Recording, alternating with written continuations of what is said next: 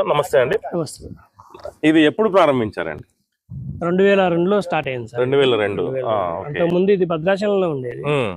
భద్రాచలంలో ఉన్నప్పుడు ఏదైనా రిమోట్ ఏరియాకి వెళ్ళి పని చేయాలనే ఒక కాన్సెప్ట్ తోటి అదే లైన్ లో ఇక్కడ ఇటు పక్క అదే రోడ్డు వచ్చేది, సింగిల్ రోడ్ వచ్చేది. వస్తా ఉన్నప్పుడు ఇక్కడ స్టాప్ అయ్యాము.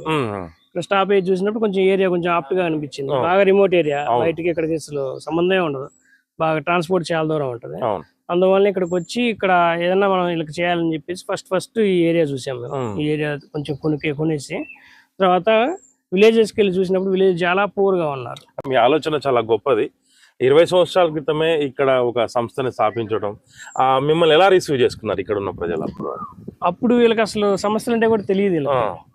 రోడ్ ట్రాన్స్పోర్ట్ చాలా తక్కువ,